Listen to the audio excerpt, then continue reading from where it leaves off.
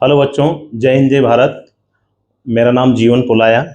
मैं आज कक्षा 12वीं का जो आनुवंशिकी वाला पाठ है उसके बारे में अपन चर्चा करेंगे। आनुवंशिकी एक विज्ञान की महत्वपूर्ण शाखा है और बहुत ही इम्पोर्टेंट है ये, क्योंकि ये नीट के लिए भी महत्वपूर्ण है और 11th-12th के लिए भी महत्वपूर्ण है।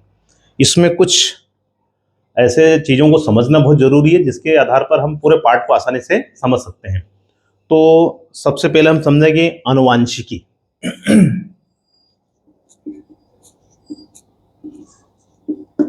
आनुवांशिकी, देखो आनुवांशिकी क्या होती है? जेनेटिक्स जिसको बोलते हैं हम, एक विज्ञान की शाखा है ये। जीव विज्ञान की वह शाखा, जीव विज्ञान की वह शाखा शाखा जिसके अंतर्गत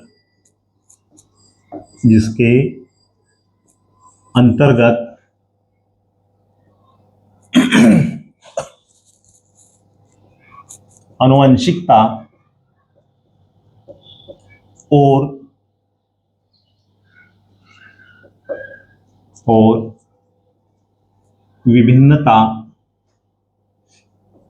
विभिन्नता का अध्ययन किया जाता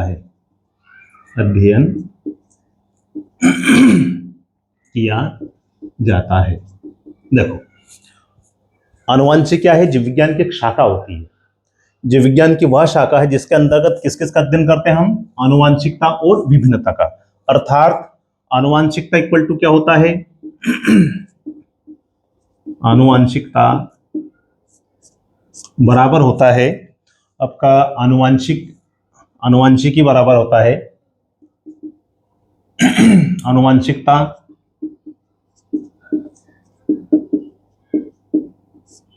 और प्लस विभिन्नता, मतलब हेरिडिटी और वेरिएशन। इसको बोलते हैं जेनेटिक्स। अर्थात जेनेटिक्स क्या होता है? देखो, आनुवंशिकता को अपन समझे यहाँ पे। अर्थात आनुवंशिक या जेनेटिक्स जो होती है वह दो शब्दों या दो चीजों से मिलकर बनी होती है, आनुवंशिकता और विभिन्नता। आनुवंशिकता का मतलब होता है कि जो आनुवंशिक लक्षण होते हैं उनका पीढ़ी दर पीढ़ी जाना, वो क्या कहलाता है? आनुवंशिकता कहलाता है। और विभिन्नता क्या होती है कि चाहे मान लो कैसा भी है, चाहे दो जुड़वा संतान हो, लेकिन या दो सगे भाई हो, एक ही माता पिता के दो संतान हो, उनमें कुछ उनके रंग रूप में, ऊंचाई में, हाइट में या किसी तरह से उनकी जो हेल्थ है उनमें कुछ ना कुछ अंतर पाया जाता है। उसी को हम क्या बोलते हैं? विभिन्नता बोलते हैं। तो हम यह दो चीजों का अध्ययन करेंगे, एक तो आनुवंशिकता और एक विभिन्नता। तो आपको पता है कि आनुवंशिकी क्या होती है? आनुवंशिकी जीव विज्ञान की वह शाखा जिसमें हम क्या करते हैं, जिसके अंतर्गत आनुवंशिकता और विभिन्नता का अध्ययन किया जाता है। एक उदाहरण अपन समझें कि जैसे मान लिया जाए गाय की संतान है। गाय का जो बछड़ा है वो किसके समान दिखेगा? गाय के समान दिखेगा। मनुष्य का बच्चा किसके समान दिखेगा? मनुष्य के समान दिखेगा। बिल्ली का बच्चा है वो बिल्ली के समान दिखेगा। पक्षी जो है वो पक्षी के समान रहेगा उसके बच्चे। कहने का ये अर्थ है कि जो संततियां होती है वो अपने पैतृक के समान होती है, अपने जो माता पिता है उनके समान होती है, क्योंकि उनमें जो समानता रही माता पिता की, वो किसके कारण आ रही है? आनुवंशिक लक्षणों के कारण आ रही है। अर्थात उनको आनुवंशिक लक्षण कहां से प्राप्त हुए हैं? उनके माता पिता से प्राप्त हुए हैं। तो कहने का अर्थ ये हो गया है कि ये निरंतर चलता रहता है और ये कोई अभी नहीं चल रहा है, ये बहुत लंबे समय से, लाखों करोड़ों वर्ष से चल रहा है। जब तक जीवन की उत्पत्ति हुई थी, ओरिजिन ऑफ लाइफ, तब से धीरे धीरे धीरे धीरे ये लक्षण निरंतर पीढ़ी दर पीढ़ी चल रहे हैं और उनमें ये समानता बनी रहती है कि भाई मनुष्य का संतान मनुष्य जैसी रहेगी, बिल्ली की संतान बिल्ली जैसी रहेगी, शेर की संतान शेर जैसी रहेगी, टाइगर संतान टाइगर जैसी रहेगी, गाय की संतान गाय जैसी रहेगी। तो ये जो समानता आ रही है वो किसके कारण आ रही है? आनुवंशिक लक्षणों के कारण। लेकिन साथ में एक और शब्द जुड़ा हुआ है, विभिन्नता, वेरिएशन। इसको बोलते हैं अपन आनुवंशिकता, मतलब आनुवंशिक लक्षणों का पीढ़ी दर पीढ़ी पहुंचना क्या कहलाता है? आनुवंशिक लक्षण कहलाता है। आनुवंशिक लक्षण जो होता है वो माता पिता से प्राप्त होते हैं। और पीढ़ी दर पीढ़ी जाकर के वो वहां पर प्रकट होते हैं। तो कहने का अर्थ है कि यदि एक ही माता पिता की दो संतान है तो उनमें कुछ ना कुछ अंतर अवश्य पाया जाता है। कैसे? जैसे कि मान लिया जाए दो भाई है सगे, और एक भाई क्या होगा, हल्का सा उसके त्वचा का रंग हो सकता है कि काला हो, और एक लड़का कैसा हो, गोरा हो सकता है। एक बच्चा कैसा हो सकता है, लंबा हो सकता है। एक हल्का सा थोड़ा सा छोटा हो सकता है, या बोना प्रकार का हो सकता है, थोड़ा सा हो सकता है ऐसा छोटा प्रकार का। तो कहीं ना कहीं उनमें विभिन्नताएं पाई जाती है, जिनको हम क्या बोलते हैं, वेरिएशन या विभिन्नता बोलते हैं। तो इन दो चीजों का देखो दोनों का महत्व है यहाँ पे। ऐसा नहीं कि अगर अनुमानसिकता होती तो क्या होता, हम एक सभी एक जैसे दिखते। अनुमानसिकता होती तो हम सब कैसे रहते हैं, एक जैसे रहते हैं। तो हम पहचानते कैसे एक दूसरे को, सभी मनुष्य कैसे दिखते हैं, एक जैसे रहते, एक जैसा चेहरा रहता उनका, उनके लक्षण एक जैसे रहते, उनके व्यवहार एक जैसा रहता। तो फिर कैसे होता है कि भाई ये राम कौन है, श्याम कौन है, कृष्ण कौन है, ये सब कैसे पहचानते हैं अपन, क्योंकि सब एक जैसे लिखते हैं अपन। तो अनुवांशिकता के साथ में विभिन्नता का होना भी बहुत जरूरी है, क्योंकि उनमें क्या होता है कि भले ही माता पिता एक हो तो उनमें भी क्या होता है, उनकी संतानों में भी कुछ डिफरेंस आ जाता है, कुछ विभिन्नताएं आ जाती है, जिससे क्या है कि हर जो संतान है, ये दो है, तीन है, चार है, जो भी है एक माता पिता की, उनमें थोड़ा सा डिफरेंट हो और अपन उनको पहचान सकें। और वेरिएशन से क्या होता है, कुछ कैपेसिटी भी बढ़ती है शरीर के अंदर। ठीक है ना? तो इस तरह से अनुमानसिकता भी बहुत जरूरी है और विभिन्नता भी बहुत जरूरी है। अनुमानसिकता इसलिए जरूरी है कि मनुष्य की संतान मनुष्य रहेगी, तो मनुष्य की संतान क्या होगी, मान लो अनुवांशिकता नहीं रहती या अनुवांशिक लक्षणों का पीढ़ी दर पीढ़ी जाना नहीं रहता, तो मनुष्य के संतान दूसरे जैसे दिखने लग जाते हैं, तो वो भी गलत रहता। और यदि अनुवांशिकता रहती और विभिन्नता नहीं रहती तो सब एक जैसे दिखते हैं, वो भी अच्छा नहीं रहता। लेकिन प्रकृति ने, या अपन बोल सकते हैं कि ऐसे जेनेटिकली गुण होते हैं जो क्या होते हैं, समानता बनाए रखते हैं, और कुछ ऐसे लक्षण उत्पन्न होते हैं या कुछ ऐसी समस्याएं या कुछ ऐसे ये लक्षण होते हैं जिनसे क्या होता है कि मनुष्य में विभिन्नता पैदा भी हो सकती है, जो दोनों ही जैव विकास के लिए महत्वपूर्ण है। जैव विकास क्या होता है, हमेशा निरंतर चलता रहता है और इतना धीमी गति चलता है हमें पता नहीं रहता है जैव विकास का। तो जैव विकास के लिए आनुवंशिकता और विभिन्नता दोनों वेरी वेरी इंपॉर्टेंट है, बहुत महत्वपूर्ण है। तो विज्ञान, जीव विज्ञान की वह शाखा जिसमें हम आनुवंशिकता और विभिन्नता का अध्ययन करते हैं उसको हम क्या बोलते हैं, अनुवांशिकी। देखो अनुवांशिकी का जनक किसको माना जाता है, मेंडल। क्योंकि अनुवांशिकता की खोज इसके पहले बहुत सारे वैज्ञानिकों ने करी थी, लेकिन उनको सफलता प्राप्त नहीं हुई। लेकिन सबसे पहले जो अनुवांशिक का बारे में अध्ययन करा था वो किस वैज्ञानिक ने करा था, मेंडल नामक वैज्ञानिक ने करा था। मेंडल जो ऑस्ट्रिया देश के जो मोराविया प्रांत के सिलिसिया गांव में रहने वाले थे, और ये कृषक परिवार में इनका जन्म हुआ था। और इनकी प्रारंभिक शिक्षा होने के बाद इन्होंने एक ईसाई मठ में एजुकेशन का काम किया, और वहाँ पे एजुकेशन के काम के साथ में उन्होंने एक मटर के पौधे का चयन करा, अपने जो जेनेटिक्स से संबंधित अनुप्रयोग करने के लिए मटर के पौधे का चयन करा। तो वहाँ पे उन्होंने करीब 1857 से लेकर के 1863 तक करीब 7 से 8 वर्ष तक करीब 10,000 प्रयोग इसके ऊपर करे, मटर के पौधे पर। मटर के पौधे का वैज्ञानिक नाम क्या है, पाइसम सटाइवम। पाइसम सटाइवम को लिया उन्होंने और उनके ऊपर जेनेटिकली प्रयोग करे।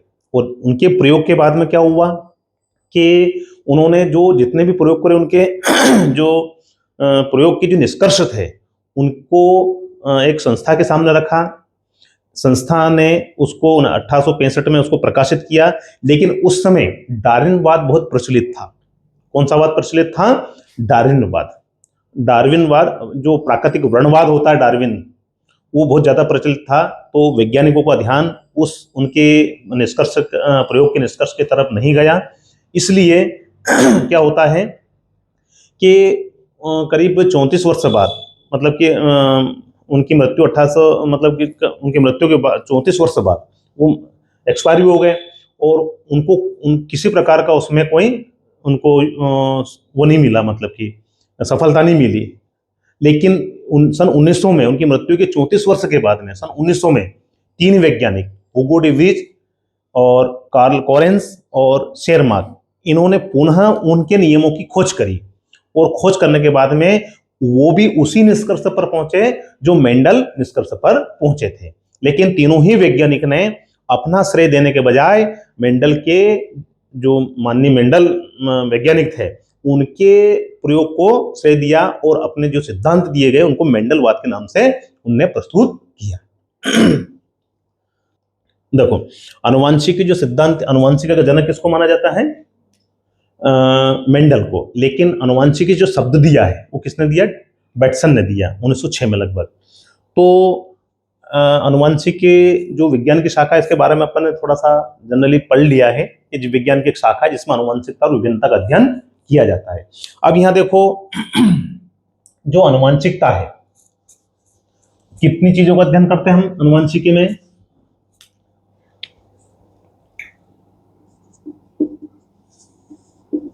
आनुवंशिकी या जेनेटिक्स में हम कितनी चीजों का अध्ययन करते हैं? दो बातों का अध्ययन करते हैं। एक तो कौन सी है? आनुवंशिकी। आनुवंशिकता मतलब हेरिडिटी बोलते हैं जिसको, आनुवंशिकता। और दूसरा है विभिन्नता। विभिन्नता, वेरिएशन, विभिन्नता। और हेरिडिटी मतलब क्या है? आनुवंशिकी। अर्थात इसका जो अर्थ है कि आनुवंशिक लक्षणों का पीढ़ी दर पीढ़ी जाना क्या कहलाता है? आनुवंशिकता कहलाता है। विभिन्नता का अर्थ क्या है? चाहे एक ही माता पिता की दो या दो से अधिक संतान हो, उनमें जो अंतर पाया जाता है, ठीक है, शारीरिक अंतर है या मानसिक रूप से अंतर है या कुछ लक्षण है जेनेटिकली, उन लक्षणों का जो अंतर है उन्हीं को हम क्या बोलते हैं? विभिन्नता कहते हैं। थोड़ी देर के लिए मान लो एक माता पिता की दो जुड़वा संतान है।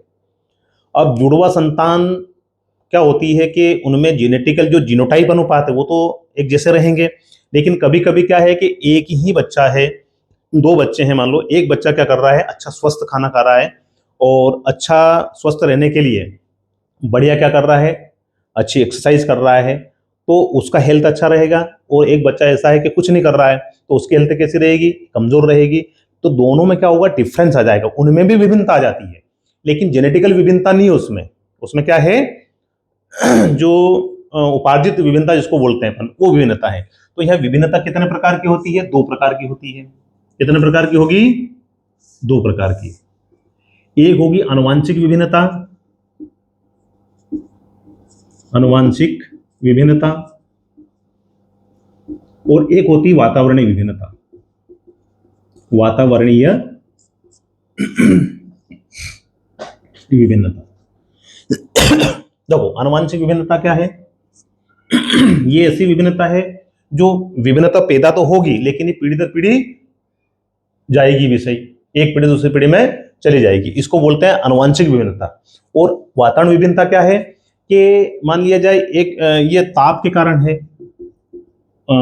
ताप, वातावरण के कारण, दाब के कारण है, और अन्य जैसे जितने भी वातावरणीय कारक हैं, प्रकाश के कारण है।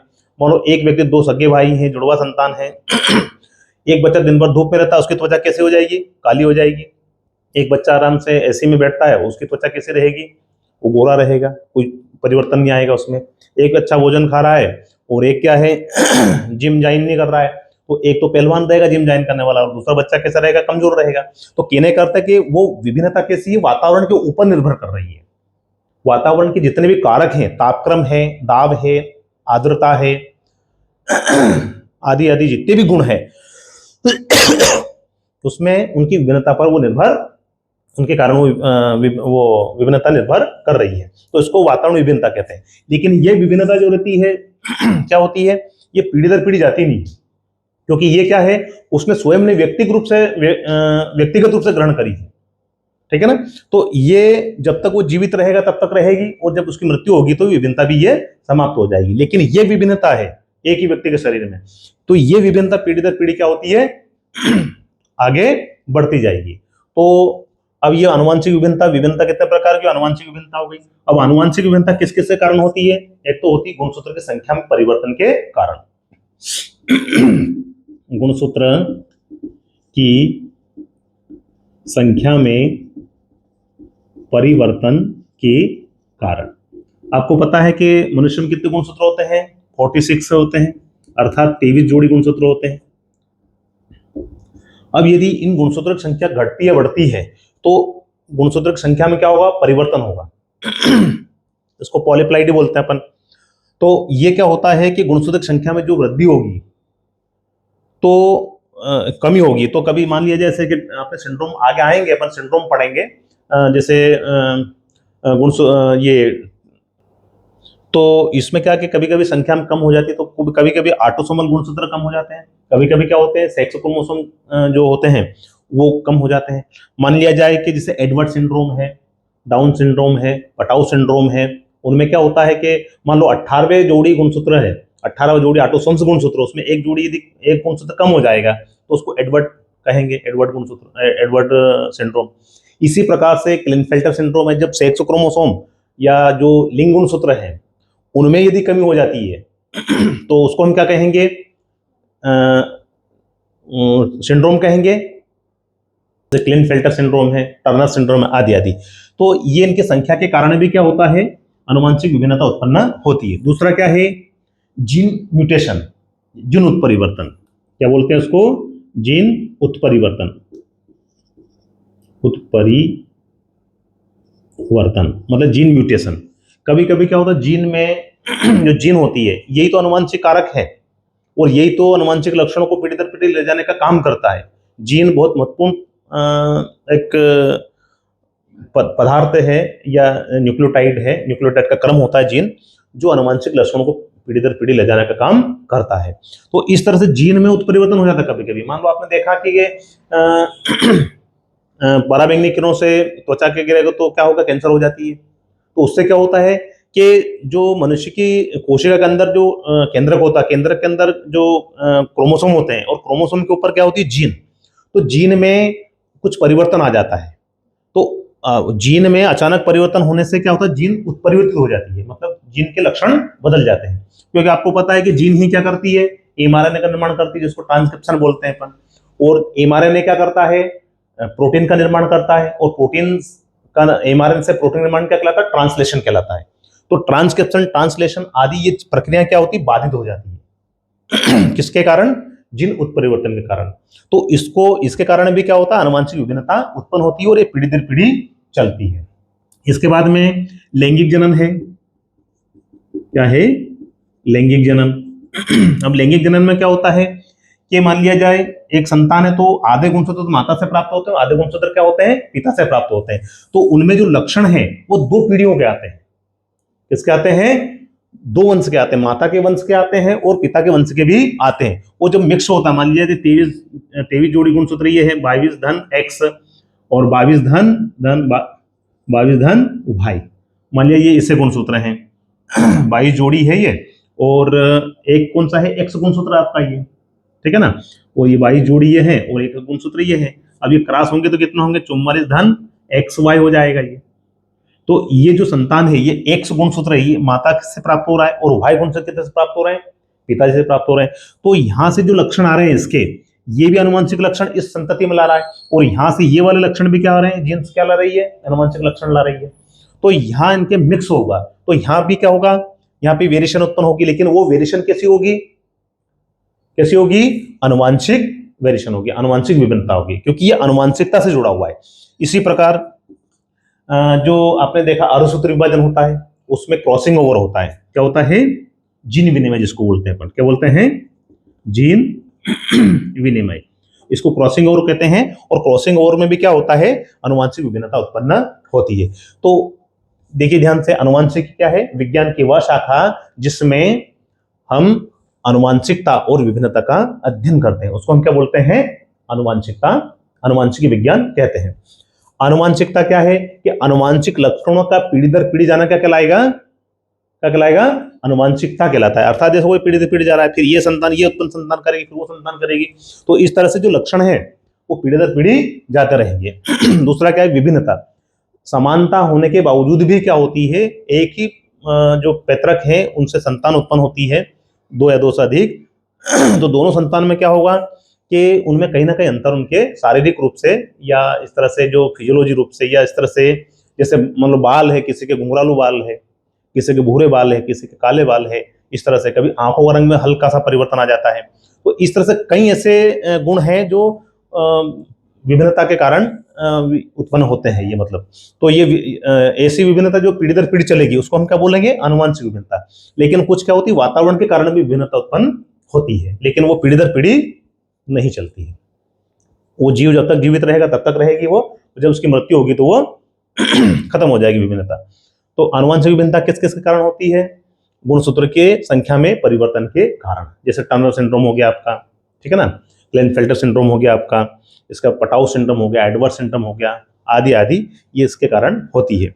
जीन उत्परिवर्तन, कभी जीन में परिवर्तन आ जाता है तो भी आनुवंशिक विभिन्नता उत्पन्न होती है। लैंगिक जनन, अब लैंगिक जनन में क्या होता है, एक ही संतान में है और उसके गुण कैसे आ रहे हैं, माता तरफ से भी आ रहे हैं और पिता तरफ से आ रहे हैं, तो वहां पे गुणों का मिक्सचर होगा और वहां से नए गुण पैदा होंगे उसके, तो ये आनुवंशिक लक्षण, आनुवंशिक विभिन्नता उत्पन्न होगी उसमें। एकदम ऐसा तो नहीं रहेगा पिता जैसा रहेगा या माता जैसा रहेगा, क्योंकि दोनों के गुण आ रहे हैं 50-50%, तो दोनों के गुण आने से नए गुण प्रकट होंगे उसमें, तो उसको बोलते हैं अपन आनुवंशिक विभिन्नता। इसी प्रकार जीन विनिमय में होता है, तो अर्धसूत्री विभाजन होता है, अर्धसूत्री विभाजन में क्रॉसिंग ओवर होता है, क्रॉसिंग ओवर के कारण आनुवंशिक विभिन्नता पाई जाती है। अब यहाँ हम थोड़ा सा देखेंगे कुछ टर्मोलॉजी है इसकी देखिए थोड़ा ध्यान से। आनुवंशिकता जैसे कि लक्षण है, पहला क्या है, नंबर 1 लक्षण, कैरेक्टर्स। लक्षण क्या होता है, लक्षण क्या होता है, लक्षण है नंबर 2 विशेषक है, तीसरा है कारक, चौथा है आपका युग्म विकल्प, युग्म विकल्पी, जिसको एलील्स बोलते हैं अपन। पांचवा है समजात युग्म विकल्पी,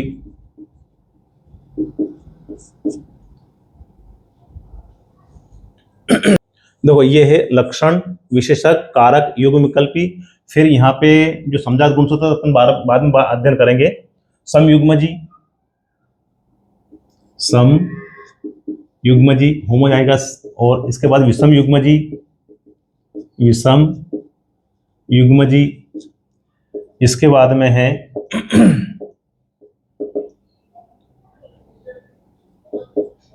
विषम युग्मजी के बाद में फिनोटाइप, अगला है जीनोटाइप, जीनोटाइप, और इसके बाद में प्रभावी युग्म विकल्पी और अप्रभावी युग्म विकल्पी।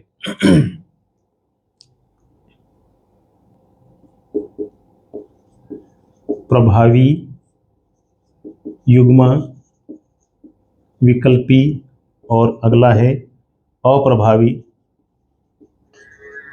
युग्म विकल्पी। देखो यहाँ अपन एक एक करके समझेंगे इनका, और इनको समझने से हमें पाठ्यक्रम थोड़ा सा अच्छा समझ में आ जाएगा आनुवंशिकता। यहाँ देखो लक्षण अब लक्षण क्या है, लक्षण क्या है कि मान लिया जाए एक लंबापन है, जैसे मटर के पौधे का चयन करा तो एक पौधा कैसा है, लंबा, लंबाई है, तो एक तरह का ये क्या हो गया, लक्षण हो गया। अब लंबाई दो तरह की हो गई इसमें, एक छोटी लंबाई और एक बड़ी लंबाई, तो उसको हम क्या बोलेंगे, विशेषक बोलेंगे। क्या बोलेंगे, अब यहां बोल दिया अपन ने, लंबाई हो गई, रंग हो गई, दूसरा लक्षण कौन सा हो गया, रंग हो गया, ठीक है। अब रंग देखो, रंग बहुत सारे प्रकार, 9 प्रकार के रंग होते हैं, लेकिन उन रंगों को हम क्या बोलेंगे, अलग अलग पृथक पृथक रूप से विशेषक बोलेंगे। तो लक्षण मतलब जैसे लंबाई है, मतलब एक बोना पौधा लिया और एक लंबा पौधा लिया, तो है तो उसका लक्षण एक ही। तो यहां पे क्या होगा कि जो लक्षण है उनको हम, जो लक्षण प्रकट होते हैं, मतलब कि जो लक्षण दिखाई देते हैं, जो हम देख सकते हैं उनको, जैसे लंबा पौधा है, बोना पौधा है, इसके बाद में उसके फली का रंग कैसा है, बीज का आकार कैसा है, आकृति कैसी है उसकी बीज की, झुर्रीदार है कि गोल आकार कैसा है, इसके बाद में पुष्प की स्थिति कैसी होती है, कक्षस्थ होती है, अग्रस्त होती है। तो इस तरह से हम उनको जो देख सकें, वो प्रत्येक को हम क्या बोलेंगे, लक्षण कहेंगे। और लक्षण जो विशेषक होते हैं, जैसे अब लंबाई है तो एक कैसा हो गया पौधा, बोना हो गया, और एक कैसा हो गया, लंबा हो गया, और एक पौधा कैसा हो गया, बैंगनी रंग का हो गया, बैंगनी रंग, और दूसरा कौन सा हो गया, सफेद रंग का, है ना। तो इस तरह से ये जो अलग पृथक पृथक रूप से है उनको हम क्या बोलेंगे, विशेषक कहेंगे। अब ये तीसरा कौन सा है, कारक। देखो कारक को ध्यान देना है, कारक जो अनुवांशिक लक्षणों को पीढ़ी दर पीढ़ी पहुंचाने वाला एक माध्यम है ना, एक ऐसा रासायनिक यौगिक है, एक रासायनिक पदार्थ है, उसको हम क्या बोल रहे हैं, कारक कहेंगे। अर्थात इसी को हम क्या बोलते हैं, जीन, क्या बोलते हैं, जीन। इसको कारक किसने शब्द दिया था, मेंडल ने, कि भाई किस कारण से वो जा रहा है, कौन ले जा रहा है उसको एक पीढ़ी से दूसरी पीढ़ी में, तो कारक हो गया ना वो। जैसे अपन ये सवारी है, आप यदि मान लो कहीं एक स्टेशन से, एक गांव से दूसरे गांव या एक शहर से दूसरे शहर जाते हैं, तो किसके माध्यम से जाएंगे आप, बस में बैठ के जाएंगे, ट्रेन में बैठ के जाएंगे, फ्लाइट में बैठ के जाएंगे, बाइक से जाएंगे, आपकी कार से जाएंगे, कहीं ना कहीं तो माध्यम होगा, नहीं होगा। तो इसी प्रकार से जो आनुवांशिक लक्षण है उनको पीढ़ी दर पीढ़ी ले जाने वाला जो कारण है, कारक है, वो कौन है, जीन। तो मेंडल ने उनको फैक्टर नाम दिया था, कारक नाम दिया था, या इसको एलिमेंट भी कहा था उनने, लेकिन जोहानसन ने वापस इसको क्या नाम दिया, जीन नाम दिया। आजकल हम कारक को किस नाम से जानते हैं, जीन के नाम से। तो जीन क्या होती है कि आनुवांशिक लक्षण को पीढ़ी दर पीढ़ी ले जाने का कार्य करती है। अभी देखेंगे अपन बाद में। अब युग्म विकल्पी, यहां थोड़ा देखना आपको, युग्म विकल्पी मान लो एक लक्षण है, मतलब इसकी परिभाषा क्या है, एक जीन के दो स्वरूप को क्या बोलते हैं अपन, एक जीन के दो स्वरूप को हम क्या बोलते हैं, युग्म विकल्पी बोलते हैं। युग्म युग्म विकल्पी, युग्म विकल्पी कहते हैं, ठीक है। जैसे कि मान लिया जाए एक लक्षण आपका, यहाँ क्या है, पौधा कैसा है आपका, लक्षण मान लिया कहीं का भी है, लक्षण है, एक लक्षण को निर्धारित करने वाली जीन कौन सी है, एक जीन होगी। एक लक्षण को प्रदर्शित करने वाली, उसको प्रकट करने वाली कौन सी जीन है, उसको नियंत्रण करने वाली कौन सी है, कौन सा है, जीन है। तो लक्षण का नियंत्रण कौन करती है, जीन करती है। तो यहां मान लिया जाए लक्षण कौन सा ले लिया हमने, कौन सा ले लिया, देखो एक जीन के दो स्वरूप को हम क्या बोलते हैं, युग्म विकल्पी बोलते हैं। जैसे मान लिया जाए एक लक्षण कौन सा ले लिया हमने, लक्षण अपन ने ले लिया है लक्षण, और यहां कौन सा ले लिया हमने, लंबाई ले लिया है, लंबाई। अब यहां इस लंबाई को या इस लक्षण को नियंत्रण कौन करता है, एक जीन करेगा, कौन करेगा, एक जीन। अब यह लक्षण लंबाई मटर के पौधे में कितनी है, तो लंबाई क्या होती है, लंबाई एक तो छोटी लंबाई हो सकती है और एक ज्यादा लंबाई हो सकती है, ठीक है। या अपन पौधे के बोलते हैं कि पौधा ऊंचा है, हाइट में ऊंचा है, और एक ड्वार्फ है, तो है तो लंबाई नाम देखते हैं उसका। तो यहां देख लिया जाए, मान ला एक पौधा कैसा है, छोटा है, क्या है, छोटा, ड्वार्फ जिसको बोलते हैं, तो बोना पौधा लिख दिया यहाँ पे। और एक पौधा कैसा आपका, लंबा है, जिसको हम क्या बोलते हैं, लंबाई में ज्यादा है, टॉल बोलते हैं। और उसको दर्शाने वाली जीन्स कौन सी, उसको नियंत्रण करने वाली जीन कैपिटल टी है। और बोने को ड्वार्फ बोलते हैं, लेकिन डी शब्द को उपयोग नहीं करेंगे, क्योंकि ये आनुवंशिकता का नियम है कि जिस प्रभावी लक्षण को हम जिस अंग्रेजी के कैपिटल अक्षर से उपयोग करते हैं, उसको उपयोग करते हैं, उसी का उसका जो अप्रभावी लक्षण है उसी को उसके स्मॉल लेटर से उसका प्रदर्शित करेंगे। तो यहां क्या आ जाएगा, स्मॉल टी आ जाएगा। तो देखो ये जो टी है और ये जो स्मॉल टी है, ये कैपिटल टी और स्मॉल टी एक दूसरे के क्या है, युग्म विकल्पी है। क्या है ये, युग्म विकल्पी। अर्थात यूं कह सकते हैं अपन कि ये जीन, ये वाली जीन है, टी वाली जीन, कौन सी, टी वाली जीन, ये किसको नियंत्रण कर रही है, लंबाई वाले लक्षण को। और ये वाली जीन किसको नियंत्रण कर रही है, बोने पौधे के लक्षण को नियंत्रण कर रही है। तो ये एक दूसरे की क्या कहलाएगी, मतलब एक ही लक्षण है, एक ही जीन के कितने प्रारूप है, दो, कितने स्वरूप है उसके, दो, दो रूप है ना उसके। तो एक तो स्मॉल टी और एक कौन सी, कैपिटल टी, तो दोनों क्या कहलाएगी, एक दूसरे की युग्म विकल्पी कहलाएगी। और हमेशा युग्म विकल्पी क्या होती है, समजात गुणसूत्र पर पाई जाती है। किस पर पाई जाएगी, समजात गुणसूत्र पर। मान लिया जाए ये आपका गुणसूत्र है कैसा, ये ऐसा 23 जोड़े रहते हैं क्या ना। तो 23 जोड़े में क्या होते हैं, जैसे मान लिया जाए एक जोड़ा ये, अब यहां पे क्या होता है, इसे इसके अंदर क्या रहता है, ये डीएनए पाया जाता है इसके अंदर।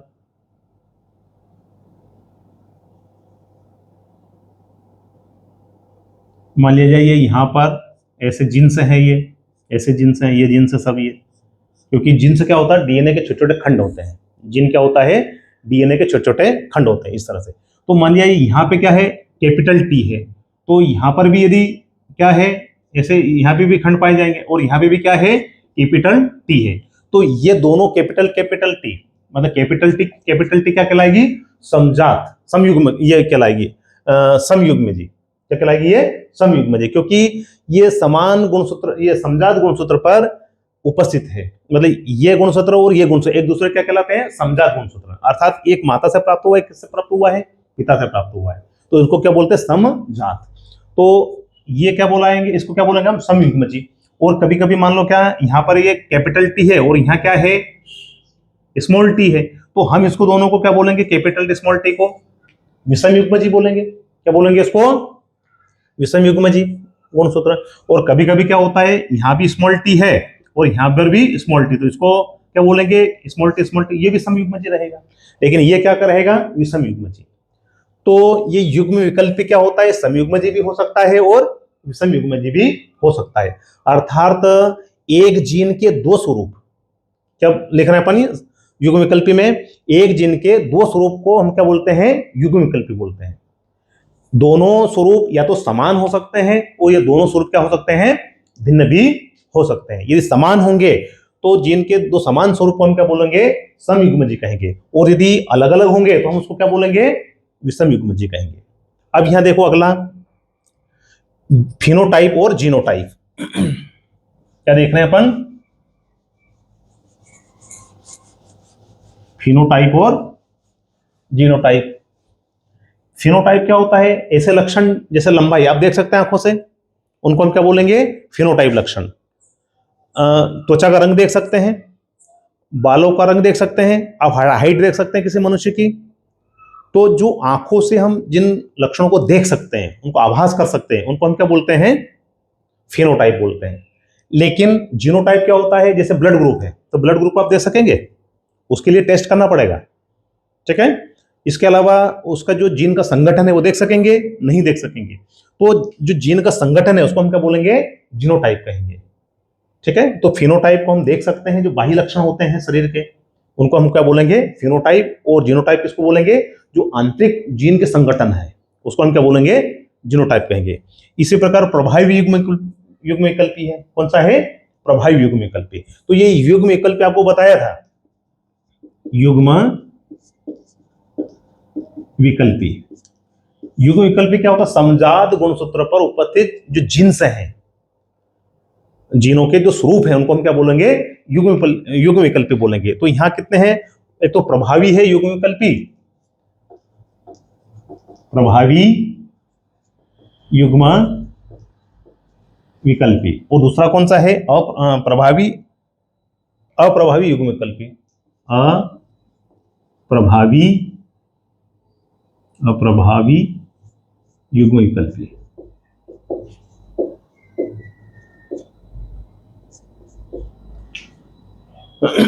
तो इसमें हम देखेंगे, अब यहां देखिए इसको प्रभावी युग्म विकल्पी में, जैसे कि कैपिटल टी और एक कैपिटल टी स्मॉल टी है, तो ये क्या है, दोनों युग्म विकल्पी तो है क्या ना, ये इसका युग्म विकल्पी, ये इसका युग्म विकल्पी है, इस प्रकार ये इसका युग्म विकल्पी, ये इसका युग्म विकल्पी है। तो यहां देखिए आप, प्रभावी युग्म विकल्पी में दोनों कैसे हैं, ये भी लंबा रहेगा, ये समयुग्म जी होने के बावजूद भी कैसा रहेगा, लंबा।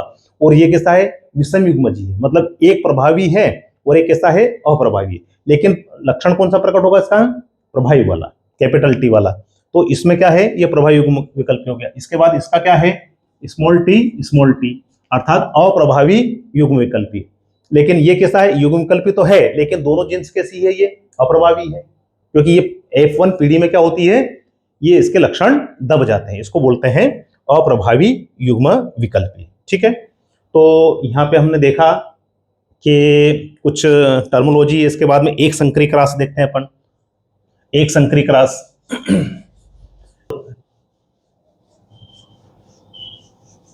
इस प्रकार आज हमने देखा कि जो आनुवांशिकता क्या है, आनुवांशिकता मतलब आनुवांशिक लक्षणों का पीढ़ी दर पीढ़ी जाना आनुवांशिकता कहलाता है।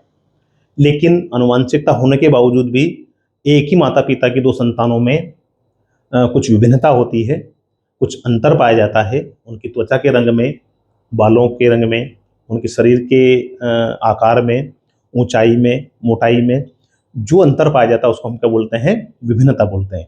तो आनुवांशिक लक्षणों का पीढ़ी दर पीढ़ी जाना और समानता उत्पन्न होना और असमानता उत्पन्न होना, उन दोनों को मिलाकर हम क्या बोलते हैं, आनुवांशिकी कहते हैं। तो आनुवांशिकी के जनक कौन थे, मेंडल थे। और मेंडल ने लंबे समय तक मटर के पौधे पर इसका अध्ययन करा था आनुवांशिकी का, और अपने कुछ नियम प्रतिपादित किए थे। उन नियमों को हम अगले भाग में समझेंगे, लेकिन उसके पहले हम कुछ टर्मोलॉजी समझी थी जो आपको थोड़ा सा इनमें समझना है।